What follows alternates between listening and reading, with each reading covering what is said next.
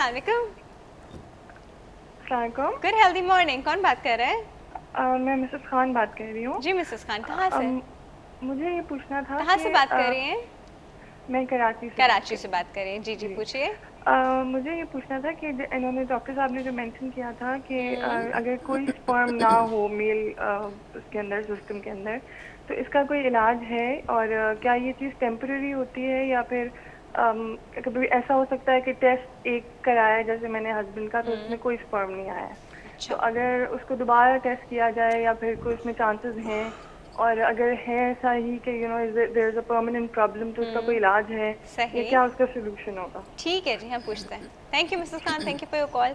Ma'am ये आप बताएं, आपके यहाँ पे ऐसे मेल आते हैं जिनको कोई स्पर्म्स फॉर्मेशन है ही नहीं, खाली सिर्फ सीमन है, एक वो है जी, लिक्विड? मैं ही जवाब डॉक्टर साहब दूंगा। फिर आप ही जवाब देते हैं। मैंने फिर भी आई वांट टू नो कि इनके Yes. पास ऐसे इंसिडेंसेस केसेस आते हैं। बिल्कुल आते हैं बहुत कॉमन है। जी। ये दरअसल जिस चीज़ का इन्होंने जिक्र किया, इसको हम अपनी ज़बान में कहते हैं एज़ोस्पर्मिया। एज़ोस्पर्मिया ये एज़ोस्पर्मिया कंप्लीट। जी, और एज़ोस्पर्मिक पेशेंट बहुत है मुल्क में। ओलिगो भी एक चीज होती है जिसमें थोड़े ओलिगो बहुत जी थोड़े बिल्कुल बहुत होते हैं, उसमें कम होते हैं। ठीक है। आपकी भी नॉलेज काफ़ी है माशाल्लाह। एज़ोस्पर्मिया में जो है स्पर्म नज़र नहीं आते, ज़ीरो काउंट आती है उनकी। अच्छा, this is a very common problem through out Pakistan और दुनिया में भी है। अब इसके क्वेश्चन जो है वो इम्पोर्टेंट है इसका कि जी इसका क्या कोई इलाज है? क्या सारी ज़िंदगी वो एज़ोस्पर्मिक ही रहेंगे या पॉसिबिलिटी है कि उनके स्पर्म पैदा हो जाएंगे? सवाल बेसिकली इनका ये है। कुछ अच्छा, टेस्टोस्टेरोन थेरेपी कुछ जी, करते क्या हैं क्या इससे? उनके बच्चे हो सकेंगे, नहीं हो सकेंगे, ये सारे सवालात हैं इसमें।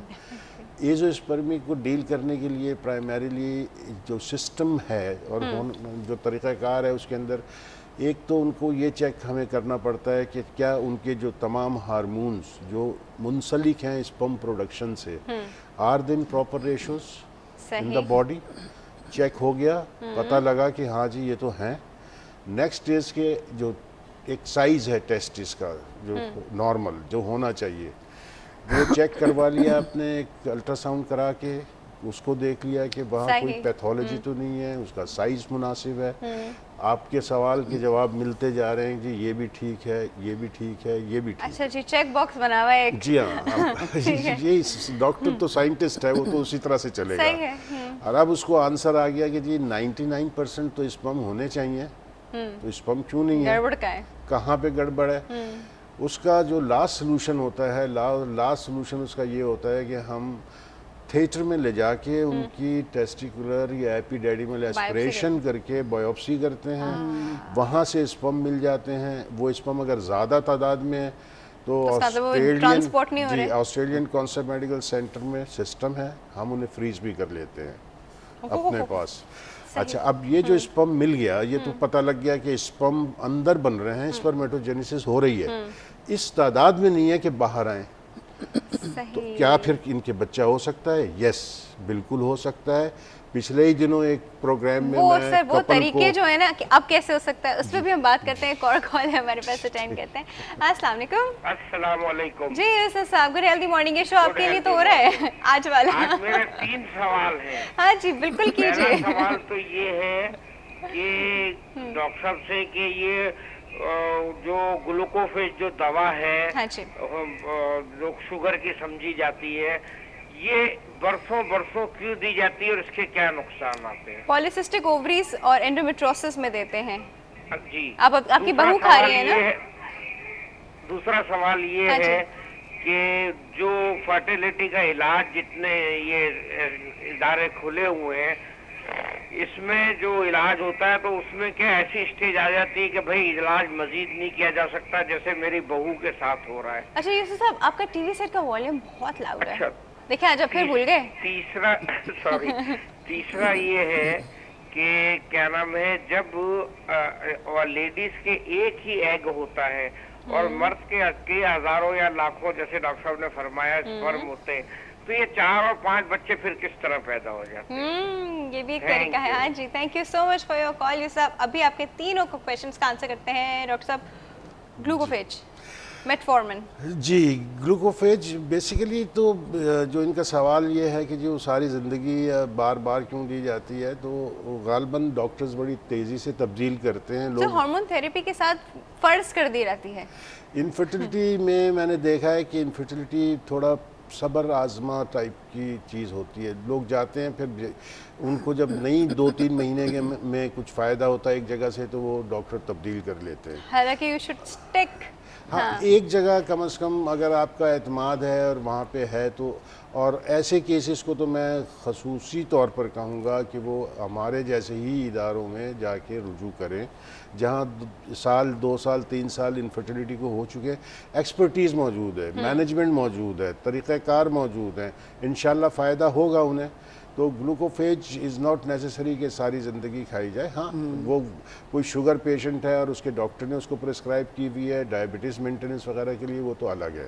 सही। लेकिन पॉलीसिस्टिक ओवरीज के तो मल्टीपल बेस है, ख़ास तौर सिर्फ पर वो 2 से 3 चीज़ें आपको पता है। वो हमारे यहाँ जो एक प्रिस्क्रिप्शन होता है, एक हार्मोन वाली मेडिसिन होती है, जी, बड़ी जी, कॉमन है, साथ में एक मेटफॉर्मिन फॉर्मुलेशन और एक डायरेटिक। ये 3 चीज़ें ठक से फिर किसी भी फीमेल के पास आपको मिलेगा ये प्रिस्क्रिप्शन आराम से मिलेगा। मैं पर्टिकुलरली आपके प्रोग्राम के तबस्सुस से कहूँगा कि ख़वातीन ख़ास तौर पर जिनके अभी बच्चे नहीं हुए, वो अपने वज़न पे बहुत कंट्रोल रखें और उसको ना बढ़ने दें, और डाइट के ऊपर अपना हेल्थी लाइफ स्टाइल रखें। उससे उनकी फर्टिलिटी काफ़ी हाई और अच्छी रहेगी। सही। हाँ, वो इफेक्ट नहीं होगी। बाकी उनका जो सवाल था दूसरा एक क्या? वेस्ट टू हिप रेशो होता है। वेस्ट टू हिप रेशो, अगर आपका वेट बिल्कुल प्रॉपर है ना, तो वो 0.7 होना चाहिए। जी बिल्कुल। जब वो उससे ऊपर जाता है तो इनफर्टिलिटी में, और उससे नीचे जाता है तो no no no no fertility, मतलब वो भी इसी फॉर्म में आ जाती है कि बच्चा होना हाँ, मुश्किल हो क्योंकि जाता है। अगर पेशेंट ताउन करते हैं हमारे साथ और हमने देखा है कि वो नेचुरल कंसीव कर गए। सही। अच्छा सर, एक और कॉल है। यूसुफ साहब, आपके क्वेश्चंस का आंसर हम करते हैं इस कॉल के बाद। अस्सलाम वालेकुम। जी, अस्सलाम वालेकुम। कराची से डॉक्टर अनवर हाँ जी डॉक्टर अनवर, कैसे हैं आप? बहुत शुक्रिया। आज चूंकि आपका टॉपिक है इनफर्टिलिटी, जी जी। और मैं आज से फोकस करूंगा इनफर्टिलिटी को। देखें, एक चीज मैं आपसे बता दूं कि अच्छा गायनोकोलॉजिस्ट और ऑब्स्टेट्रिशियन वो होता है कि जब उसके पास कोई इनफर्टिलिटी का केस आए तो वो मेल और फीमेल की एक डिटेल हिस्ट्री ले, फिजिकल एग्जामिनेशन, और सबसे आखिर में आता है पैथोलॉजिकल इन्वेस्टिगेशन। पहली चीज जो मैं आज फोकस करूंगा कि हमारे यहाँ मेल डोमिनेंट सोसाइटी है। अगर कभी भी कोई भी इनफर्टिलिटी का केस आता है और अगर मेल के लिए कहा जाए कि वो सीमेन एनालिसिस करवाए, तो एक अजीब सा हमारे यहाँ सोसाइटी के अंदर एक होता है कि ये क्यों कहा गया। देखिए, पहली चीज तो ये कि जो सबसे ज्यादा बहुत ही इम्पोर्टेंट है वो सीमेन एनालिसिस है। उससे बहुत सारी चीजें पता चल जाती हैं। एक तो चीज ये कि सीमेन एनालिसिस के लिए बहुत माजरत के साथ एक ऑथेंटिक रिपोर्ट होना चाहिए किसी वेल रेप्यूटेड पैथोलॉजिकल लेबोरेटरी की, और वो स्पेसिमेन जो होता है उसकी बड़ी सिग्निफिकेंस है। उसकी सिग्निफिकेंस इसलिए है कि जो लोग आउटसाइड द स्पेसिमेन लेबल कर देती हैं लैब्स, नहीं, बिल्कुल गलत है। He has to pass the semen in the lab, क्योंकि उसकी लिक्विफिकेशन टाइम, उसका कंसिस्टेंसी, उसकी पीएच, उसकी मोटेलिटी जो स्पर्म्स की होती है, नॉन मोटेलिटी, डेड सेल्स और आरबीसी और पस सेल्स, ये एक ऐसी चीज है, और स्लगिश जो कि स्पर्म्स होते हैं, ये बहुत सिग्निफिकेंट है। अगर एक अच्छी ऑथेंटिक रिपोर्ट ऑब्स्टेट्रिशियन के पास मौजूद हो मेल सीमेन एनालिसिस की, तो वो बहुत हद तक रिव्यू कर सकता है। एक बात। दूसरे नंबर पर जो फीमेल की जो बात आती है, तो उसमें एंडोमेट्रियोसिस के साथ साथ जो है एक फिजिकल एग्जामिनेशन में जो मैं ये कहूंगा कि जो फेलोपियन ट्यूब्स हैं, यूट्रस में एनोमली हो सकती है या फेलोपियन ट्यूब्स, उसकी एक बहुत बड़ी सिग्निफिकेंस है। और हमारे यहाँ लोगों को पता नहीं कि हिस्टेरोसल्पिंजोग्राफी जो है वो कितना इम्पोर्टेंट टेस्ट है for the patency of the fallopian tubes at the different levels. तो वो अगर करवाया जाए तो उससे बहुत पता चलता है। और आखिर में हार्मोनल आता है। हमारे यहाँ ज्यादातर लोग जो है वो हार्मोन्स पे जाते हैं, फोकस करते हैं। तो अकॉर्डिंगली चला जाए तो इनफर्टिलिटी की कॉज पता चलेगी, आप उसको अच्छी तरीके से मैनेज कर सकेंगे और ट्रीट कर सकेंगे। Thank you very much. Thank you so much for calling doctor Anwar. Ma'am, यहाँ से मैं आपसे भी पूछना चाहूंगी, फीमेल जो आती है, मेल की तो चलो हमने बात कर ली कि ये कॉजेज है, 60% मेल के कॉजेज होते हैं, 40% जो फीमेल के कॉजेज है वो क्या है इनफर्टिलिटी के? वो भी डॉक्टर साहब भी बताएंगे। मैं तो उसमें वर्क करती हूँ ना, एंजल आपके ट्रस्ट पास में। जो आते हैं वो किस तरह के केसेस आते हैं जो कॉमन हमारी सोसाइटी में? आई वांट टू नो हमारी सोसाइटी। मेरे पास ऐसे केसेस आते हैं, वही जो डॉक्टर साहब ने कहा, जिन्होंने वेट ज़्यादा पुट ऑन किया हुआ होता है, इस तरह के केसेस आते हैं। फिर उनको ये कि मैं डाइट भी बताती हूँ, अच्छा अच्छा। उनको मैं डाइट का भी पूरा चार्ट बना के देती हूँ। 3-4 टाइप की डाइट्स होती हैं, वो ये कि उसको फॉलो करते हैं और फिर ये कि वो वेट कम करके आती हैं तो फिर कंसीव कर लेती हैं। अच्छा, वेट कम करने पे ही कंसीव करना शुरू कर लो जी? वेट का कितना रिलेशन? पॉलीसिस्टिक ओवरी होती है ना, तो वो उसकी वजह से फिर उनको ये कि वेट कम करना पड़ता है। अच्छा सर, यहाँ पे मुझे एक और सवाल मेरे जहन में आ रहा है, कहते हैं कुछ डाइट का भी है, जितना हम white rice, white sugar, white जितनी चीज़ें होंगी ना हमारी डाइट में, वो उतनी जल्दी डाइजेस्टेबल है, वो डाइजेस्ट जितनी जल्दी होती है उतनी जल्दी जल्दी इंसुलिन निकलता है, और जितनी जल्दी जल्दी इंसुलिन निकलता है उतना ज़्यादा हमारे हार्मोन्स में गड़बड़ होती है और उतना हमें इनफर्टिलिटी का इशू आता है। Is this connection correct? देखें, मतलब है कि अल्टीमेटली तो कनेक्शंस ये सारे इधर उधर से मिल ही जाते हैं। वो कहते हैं हम 4 चीज़ें चे से शुरू होती हैं, उनसे एहतियात करें तो बेहतर है उन लड़कियों के लिए जिनके अभी बच्चे नहीं हुए। चीनी, चावल, चपाती, चपाती। चिकनाई। मैं उनको यही बताती हूँ कि चे से जो चीज़ें शुरू होती हैं ना वो मत खाएं आप। ओके, तो फिर खाएं क्या? सबने चावल भी बना कर दी, चपाती बना कर दी। आप सैलेड खाएं, आप क्या नाम है, ऑयल के बगैर आप बेक करके खाएं, चिकन, फिश, ये सब चीज़ें। सैलेड खाएं, फ्रूट खाएं। अच्छा, वो जो उनका एक सवाल था जी, 4-4, 5-5 बच्चे क्यों पैदा हो जाते हैं? हाँ, क्यों हो जाए, ये सबका सवाल। हाँ जी। बेसिकली एक अंडा होता है? ज़रूरी नहीं है। अंडे तो एक तादाद में अल्लाह ताला लड़की को अता करता है पैदाइश के टाइम पे। फिर जिस वक्त वो जवान होती है और उसको एक माहवारी का उसका अमल शुरू होता है, उस वक्त तकरीबन उसकी बॉडी के अंदर 30-40 लाख के करीब अंडे होते हैं, जो और कच्चे पक्के। तो हर माहवारी में अगर ज़रूरी नहीं है एक अंडे ही पकेगा।